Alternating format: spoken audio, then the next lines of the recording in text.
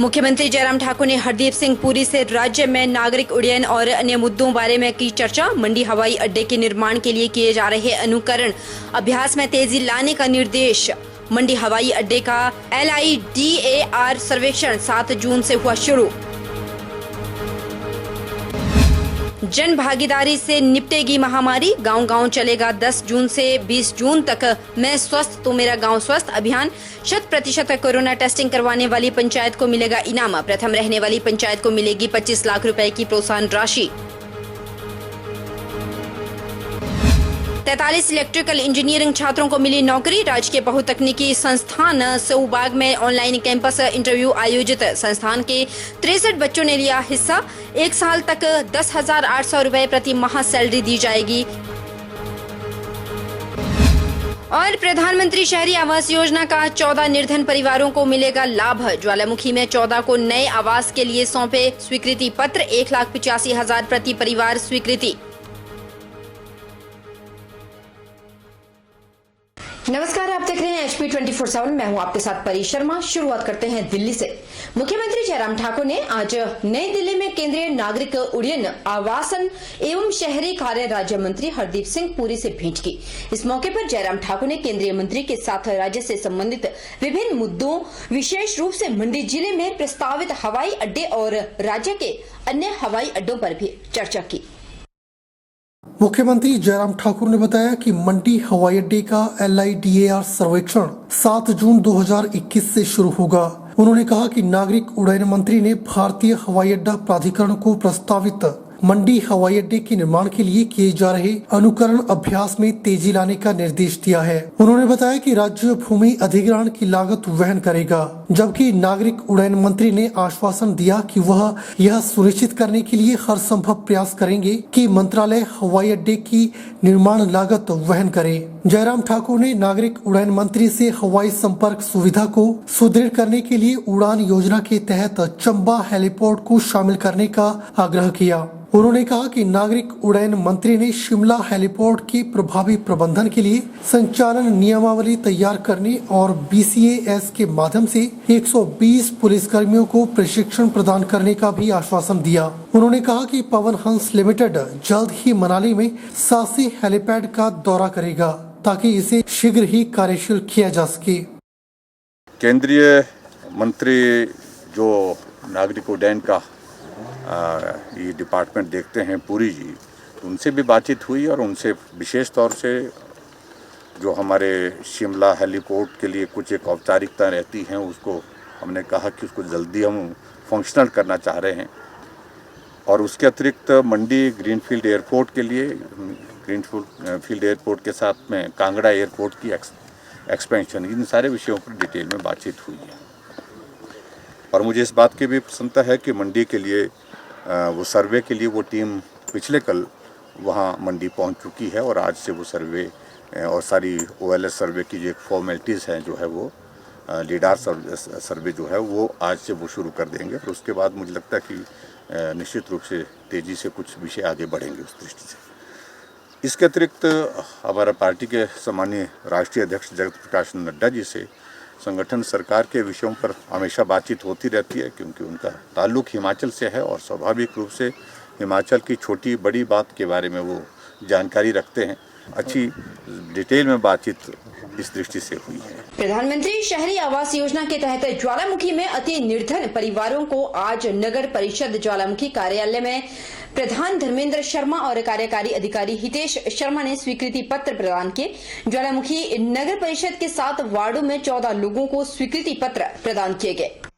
नगर परिषद ज्वालामुखी के कार्यकारी अधिकारी हितेश शर्मा ने बताया कि 1,85,000 प्रति परिवार को मकान बनाने के लिए स्वीकृत किया गया है, जिन्हें 5 किस्तों में अदा किया जाएगा। इससे 14 परिवार लाभान्वित होंगे। इससे पहले भी नगर परिषद ज्वालामुखी में कई परिवारों को ऐसी सुविधाएं उपलब्ध करवाई गई है।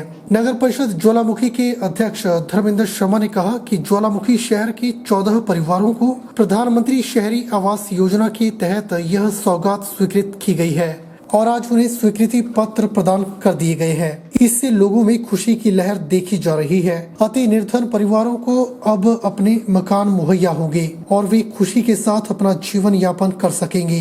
इस मौके पर नगर परिषद ज्वालामुखी के उपाध्यक्ष शिव कुमार, पार्षद विमल शर्मा, नगर परिषद कर्मचारी उषा भी मौजूद रहे।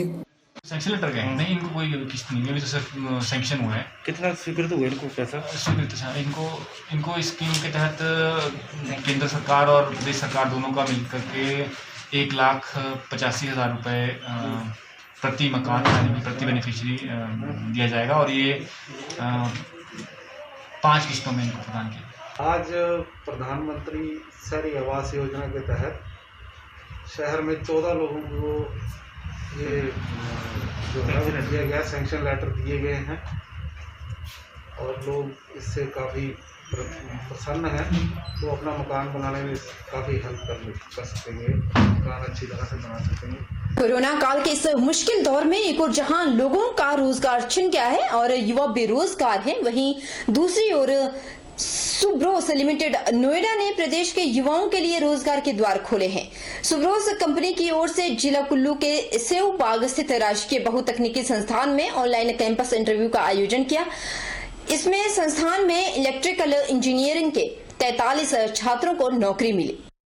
प्रधानाचार्य DR शर्मा ने बताया कि संस्थान में वर्तमान समय में मैकेनिकल और इलेक्ट्रिकल में 500 के करीब युवा प्रशिक्षण हासिल कर रहे हैं। उन्होंने बताया कि हालांकि कोरोना महामारी के मद्देनजर प्रदेश सरकार की ओर से सभी शिक्षण संस्थान बंद किए गए हैं, इसके चलते सभी छात्र ऑनलाइन पढ़ाई कर रहे हैं। उन्होंने बताया कि सोमवार को नोएडा की सुब्रोस कंपनी की ओर से इलेक्ट्रिकल इंजीनियरिंग के छात्रों के लिए ऑनलाइन टेस्ट का आयोजन किया गया। इसमें संस्थान के 63 बच्चों ने भाग लिया, जिसमें संस्थान के 43 छात्र सुब्रोस कंपनी में नौकरी के लिए चयनित हुए हैं। उन्होंने बताया कि चयनित युवाओं को कंपनी की ओर से 1 साल तक 10,800 रुपए प्रति माह सैलरी दी जाएगी और उनके कार्य को देखते हुए कंपनी वेतनमान बढ़ाएगी। बच्चों को नौकरी दिलवाने के लिए ऑनलाइन टेस्ट का आयोजन 4 जून को करवाया था। इसमें सुब्रोस लिमिटेड कंपनी, जिसका हेड ऑफिस नोएडा में है, उन्होंने 63 बच्चों का ऑनलाइन टेस्ट लिया था।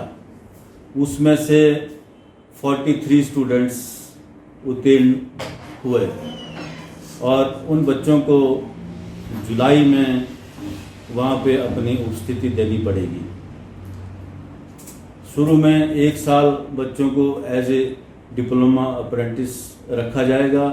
उस दौरान उनको 10,800 के आसपास प्रति माह उनको सैलरी मिलेगी। उधर यूपी के जिला सहारनपुर की जीप को बिलासपुर पुलिस ने नगर के चौक पर पकड़ लिया। यह गाड़ी पंजाब हिमाचल की अंतिम सीमा बिलासपुर जिला के गरा मोड़ा पर लगाए गए नाके पर बिना दस्तावेज जांच करवाए वहां से सीधे बिलासपुर की ओर आ गई। ऐसे में पुलिस ने तुरंत प्रभाव से इसकी सूचना बिलासपुर पुलिस को दी, जिसके चलते पुलिस की टीम ने नगर के कॉलेज चौक में नाका लगाकर इस गाड़ी को पकड़ा। वहीं इस गाड़ी में दर्जनों मजदूर मौजूद थे, जिससे साफ जाहिर हो रहा था कि उक्त मजदूरों ने कोविड नियमों की भी सरेआम अवहेलना की है। ऐसे में सिटी चौकी की टीम ने पहुंचकर सभी मजदूरों को वहां से चौकी में बुलाया, जिसके बाद उनके दस्तावेजों की जांच की गई। पुलिस की जांच में पता चला कि इनकी कोविड रिपोर्ट नेगेटिव है, लेकिन गड़ा मोड़ा नाके पर इन मजदूरों ने अपने दस्तावेज पूरे जांच नहीं करवाए और वहां से भाग गए। ऐसे में पुलिस की टीम ने तुरंत प्रभाव से कार्रवाई करते हुए इस गाड़ी को वापस भेजा है। जानकारी देते हुए सिटी चौकी प्रभारी लेखराज ने बताया कि मजदूरों से भरी गाड़ी के दस्तावेजों में काफी कमियां थी। ऐसे में इन पर कार्रवाई करते हुए वापस गड़ा मोड़ा नाके पर भेजा गया है। वहां से परमिशन मिलने के बाद ही इनको बिलासपुर में एंटर करवाया जाएगा। वहीं इनको पुलिस की देखरेख में गड़ा मोड़ा भेजा जा रहा है। गाड़ी सहारनपुर से मंडी की ओर जा रही थी। इस गाड़ी में दर्जन से अधिक मजदूर भरे हुए थे, जिसके चलते कोविड नियमों की भी अवहेलना हुई है। पुलिस ने कार्रवाई करते हुए इस गाड़ी को बिलासपुर से वापस गड़ा मोड़ा नाके पर भेज दिया है। हमें पर एक गड़ा मोड़ा से एक इन्फॉर्मेशन मिली थी कि कुछ लोग जो है गाड़ी में बैठ के बिलासपुर की तरफ आ रहे हैं, तो उनको चेक करने के लिए हमने कॉलेज चौक पे उनको रोका। तो डॉक्यूमेंट भी चेक किए गए, तो उनकी सभी ये जो कोविड रिपोर्ट है वो नेगेटिव पाई गई। बाकी थोड़े बहुत डॉक्यूमेंट थे जिनकी पुष्टि करना शेष थी, जिनको दिखाने के लिए सभी को वापस गड़ा मोड़ा नाके के पास भेजा गया है। बाकी उसके उपरांत जो भी परे से पास या अलाउ करेंगे तो उस हिसाब से उनको भेजा जाएगा। दून के पूर्व विधायक व प्रदेश कांग्रेस उपाध्यक्ष राम कुमार चौधरी ने सोमवार को लोगों को बेहतर स्वास्थ्य सुविधाएं उपलब्ध करवाने के उद्देश्य से नई पहल की। उन्होंने दून विधानसभा की समस्त 36 ग्राम पंचायतों और सरकारी अस्पतालों और औषधालयों को 325 ऑक्सीमीटर प्रदान किया। अपनी गृह पंचायत हरिपुर संडोली में आयोजित एक समारोह में उन्होंने पंचायत प्रधानों और उप प्रधानों को ऑक्सीमीटर सौंपकर इस अभियान की शुरुआत की। इसके बाद उन्होंने बद्दी अस्पताल में जाकर डॉक्टरों को ऑक्सीमीटर प्रदान किए। उन्होंने कहा कि नालागढ़, बद्दी और कुनिहार अस्पताल में पर्याप्त ऑक्सीमीटर नहीं थे, जिससे मरीजों को दिक्कतों का सामना करना पड़ रहा था। इसके अलावा पंचायत प्रधानों को 5-5 ऑक्सीमीटर प्रदान किए गए। अगर किसी का ऑक्सीजन लेवल चेक करना हो तो तुरंत हो सके। यह सेवा पूरी पंचायत में जनप्रतिनिधियों के माध्यम से उपस्थित रहेगी। वहीं अगर कहीं कमी है तो वो सीधे संपर्क कर सकता है। इस अवसर पर प्रदेश कांग्रेस सचिव मदन लाल चौधरी, पार्षद सुरजीत चौधरी, पंचायत प्रधान हंसराज, बेबी रानी, बीडीसी रामरतन चौधरी व बीबीएन इंटक प्रधान संजीव कुंडलस भी मौजूद रहे।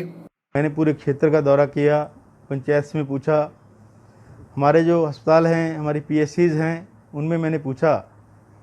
बद्दी 50 बेड का हॉस्पिटल है, वहाँ पे सिर्फ एक ऑक्सीमीटर उपलब्ध है। इसी तरीके से नालागढ़ 100 बेड का हॉस्पिटल है, वहाँ पे शायद 2-3 ऑक्सीमीटर्स होंगे। तो मैंने निर्णय लिया अपने परिवार के साथ मिलकर, इनसे बातचीत करके भाइयों से, तो उन्होंने कहा कि इस समय इलाका को ज़रूरत है। हमने इस चीज़ को मद्देनज़र रखते हुए 330 ऑक्सीमीटर, ये आपके सामने पेटी में बंद हैं, ये पड़े हैं। 330 ऑक्सीमीटर आज मैं पूरे क्षेत्र में हर पंचायत को जो है 5-5 ऑक्सीमीटर मैं उपलब्ध करवा रहा हूँ। और नालागढ़ 100 बेड का हॉस्पिटल है, वहाँ पे 10 ऑक्सीमीटर, बद्दी में 50 बेड का हॉस्पिटल है, वहाँ पे 10 ऑक्सीमीटर मैं दूंगा। इसी तरीके से CSC चंडी में 10 ऑक्सीमीटर, और बाकी जो हमारी PSCs हैं, बरूटीवाला ESI है, बद्दी ESI है, हरिपुर ESI PSC है, PSC पट्टा, PSC कुठाड़, PSC स्पाठू और CSC साथ लगता एरिया कुनिहार का है। वहाँ में हमारे क्षेत्र के भी लोग जाते हैं, वहाँ पे भी मैं 5 जो है ऑक्सीमीटर दान में दो अपनी तरफ से हॉस्पिटल को देने वाला हूँ। यहाँ रुकेंगे छोटे से ब्रेक के लिए। ब्रेक के उस पार फौरन लौटेंगे, बन रही हमारे साथ।